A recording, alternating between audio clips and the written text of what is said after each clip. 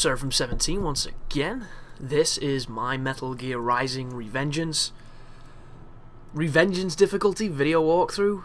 That's gonna have to go. I'm just gonna go Metal Gear Rising Revengeance Difficulty because it'll be quicker and better for the people watching all of it. And this game is amazing. I love this game. This very first encounter, what I try to do is I get the parry off the soldier to kill the gecko. If you're lucky, you'll kill all the soldiers. If not, you'll have to deal with them. But there you go. One simple move gets rid of 3 guys.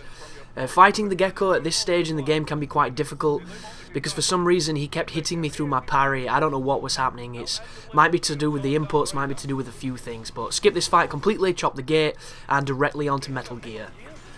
So, this fight here, this is kind of your introduction to Platinum games and how they cover boss fights. They're generally very larger than life, they're generally extremely, cinematic and quite the spectacle, but at the same time they can be challenging, they can be a little bit frustrating, and they can be annoying. And the hardest thing about Metal Gear is Raiden has a tendency to attack whatever he wants, and the auto-lock can be a little bit dangerous at times. Especially if he goes for the face and you don't realise, and then he does the face attack and he one-shots you. Because on this difficulty, guys, pretty much every boss is going to one-hit you, I think. Especially in the prologue. In this situation here, you can survive a hit from Metal Gear, but it's extremely rare. So my strategy for this fight is pretty simple. You're going to do a lot of chasing because he's very evasive, and I never do heavy attacks on this fight because they're hard to cancel out of them just in case you put yourself in a bad situation. So it's light attacks all the way. You're also going to notice I don't really mess about cutting things into a million pieces. There is a motivation behind this. Not only does it take some time, and I don't want to stretch this guide out, but the time you spend cutting when you drop down, it's time wasted in my mind, because it seems like you can get a couple of extra hits on the enemy while they're stunned. And I haven't tested that theory, but it seems to be like a placebo for me. That right there means he's going to stamp his foot, run away from him and attack the other leg every time he does that. Very simple to evade. That right there is his triple face smash. You want to be careful with this because he moves his legs when he does it, and sometimes he can cancel it like he did then. When he's away from you at this distance, if he glows orange like that, he's going to do his mercury beam, or his plasma, sorry. If he doesn't glow but he does a mouth action where it's kind of shimmers, it means he's going to run at you, and the run will one-hit shot you. So you can either evade it or just use the counter. Because the luxury of this boss, you do not have to get perfect parries to counter him. You just have to block for a lot of the moves. When his face glows like that, he's going to do 3 thrusts at you. You can parry that, or you can block it. It does the same thing. And it will enable you to go and chop one of the turrets or chop a piece of his armour. And just don't look at the boss lives. Because a lot of the times if you watch the boss life, you look how little damage you're doing, and it can be a little disheartening, especially later on in the game. But just focus on smashing, focus on not making mistakes. That right there is going to do a close quartered attack, but it always misses you if you're close to his legs, and you should always be running at his legs. It just makes perfect sense. I don't know what happened there. I think he kind of clipped me around a little bit when he did an attack. Never cool. You can die from stuff like that. It does suck, but for the most you should be safe. Runs away again. Be careful if he starts doing the plasma at this distance, which he's going to do, because the first beam is always easy to dodge, but the second beam, watch this, I think it's just in the right range to hit me, so I have to back up, because if I'd have committed to that, he would have one-shot me, and you don't want to ruin the fight when you're so close to winning. That is the charge right there. You see him do the little scream, so watch out for his tells to know what he's going to do. There is an achievement for cutting off his tail, and to do this you need to stand in front of Ray at a certain distance that provokes him to do the tail swipe. When you see the tail coming towards you, just do the counter. You don't have to perfect parry it, and you'll go into another one of the blade mode sequences where you can chop it off, and the achievement's yours. But getting him down to low life now, you'll notice he's on 0.1%. You can't kill him because you have to do the fancy Zandatsu stuff. So dodge the laser, and there's going to be a quick time prompt of YB coming up. Here it comes. And then the music's going to kick in. So quick time event his ass. Toss him like the Metal Gear Ray he is. And just enjoy the game. Because one thing I have to say here, guys, some of these videos don't give me ample time to talk, which is a shame because there's a lot of stuff I have to say.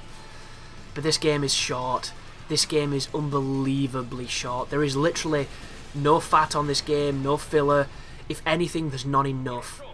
It's unbelievably short, and I think people need to know that, because if you're going to be buying this game, you have to buy it with the mentality that you want to conquer it, you want to play it on all the difficulties, you want to explore everything it has to offer, and if you enjoy it, it's going to be an absolute dream for you. But if you don't, it's going to be a 4-hour game that you're going to regret paying for, and that is definitely a shame.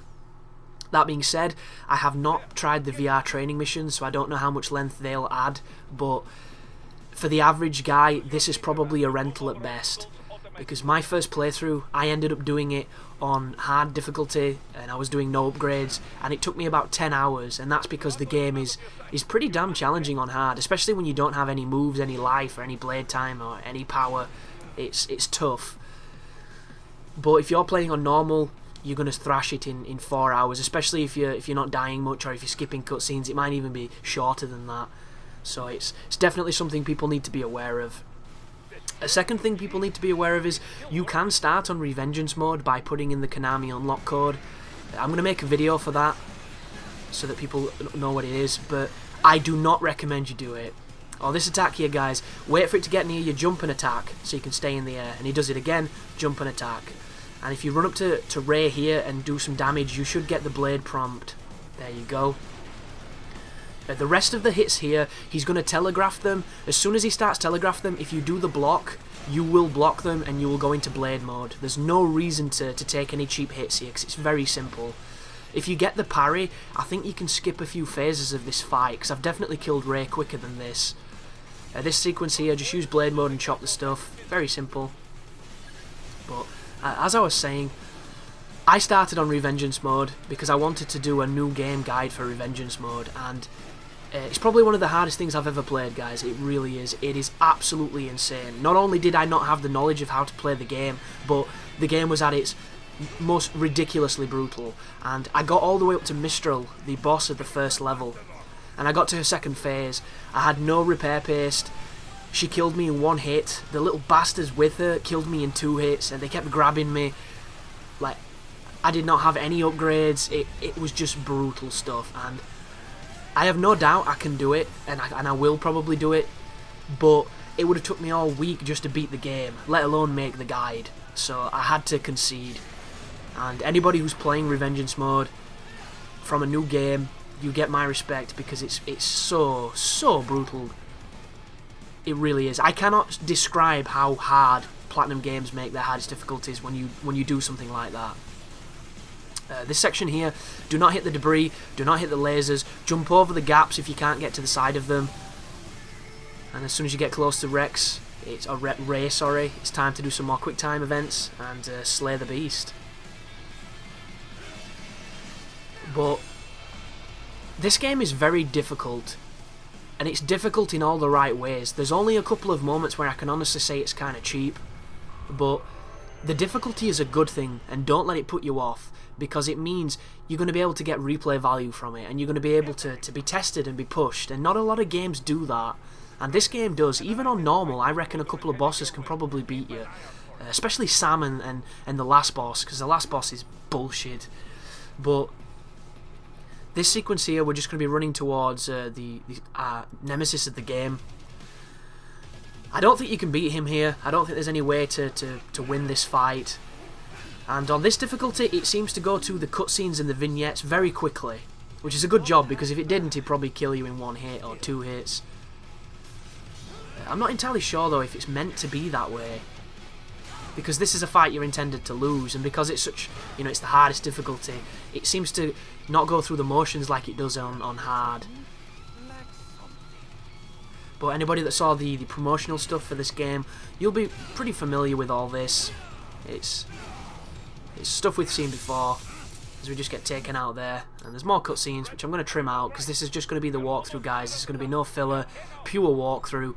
I've got a lot of plans for this game, because I'm in love with it, and this is going to be an interesting guide, because the one thing that sucks about this game is if you do the collectibles, you get wigs that give you unlimited power and enable you to do all the challenging things a lot easier.